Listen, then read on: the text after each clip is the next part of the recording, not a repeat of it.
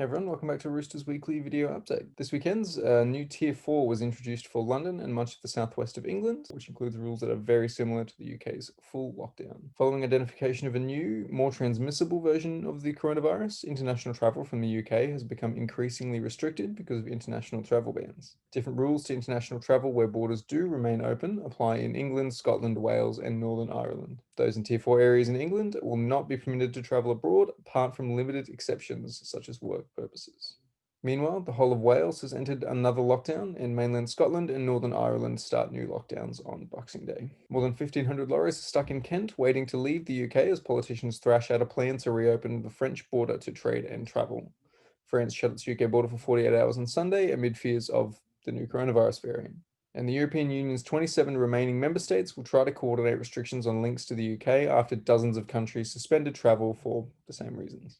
Problems continue in a bid to get the trade deal between the European Union and the United Kingdom signed in time for the Brexit transition period ending on New Year's Day, with the EU legislative body insisting ever more that it will not have the time to vet and approve a new agreement. Virgin Atlantic has announced it will introduce pre-departure COVID-19 testing for all customers traveling from London to the United States from tomorrow. The airline said all travelers must present evidence of a negative test taken up to 72 hours prior to departure, including on-site at the airport. Meanwhile, British Airways, Virgin Atlantic, and Delta Airlines will require negative COVID-19 tests from passengers when flying from the UK to New York. The airlines have all agreed to the request made by New York Governor Andrew Cuomo on Monday in an effort to stop the spread of the new variant of coronavirus, which is believed to be up to 70% more transmissible. The availability of COVID-19 vaccines is no magic bullet, and it will take more to restore consumers' confidence to travel, according to a leading health and safety expert.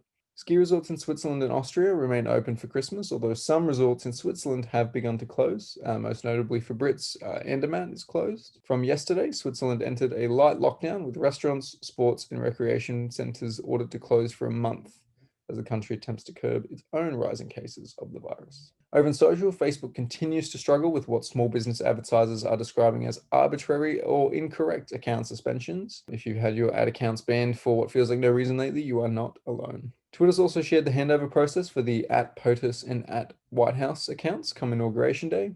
Basically, the current accounts will be archived under Whitehouse 45, POTUS 45, and the current followers will be notified that the accounts are changing hands. You can also regularly retweet again after Twitter forced quote tweets to slow down the spread of misinformation. From a usage perspective, quote tweets were up quite significantly, but most of them contained very little text, if at all, and overall consumption of retweeting was actually down. Back in September, MP Dr. Luke Evans proposed a new law that would force social platforms to add labels to altered or enhanced images, and Snapchat's UK Chief Policy Officer has spoken to The Sun, commenting that the policy is something that has merit and should be really carefully thought through.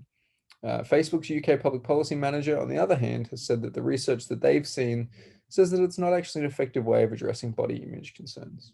You might have noticed a new banner in Messenger and Instagram Direct lately, with Facebook paring the services back to essentials to accommodate Europe's Privacy and Electronic Communications Directive. Expect to see the services you can't use turn back on after a little while, as the social network decides just to play ball with the expanded scope of the directive for now and sort of see what does and doesn't fall outside of its boundaries. Snapchat has also shared new insights into the latest consumption trends of its users. It's got some hefty claims about millennials as a demographic. They are big, but do they really account for like 1/3 of purchases? But it is a good resource for selling clients on the platform if you're more keen on Snapchat than they are. TikTok, as with its major competitors, is diving ever deeper into e-commerce with a new shoppable live stream experience. It will debut during a Walmart live stream as part of the new deal with the huge retailer after they were looking at investing alongside Oracle. It's the first major kind of individual retailer brand deal like this. So yeah, definitely keep an eye on its ramifications for online retail sales. That's all from us this week. Don't forget to read the rest of the article at the link. And we hope from all of us at Rooster that you have a very Merry Christmas. And if we don't see you next week, a very Happy New Year. Thanks.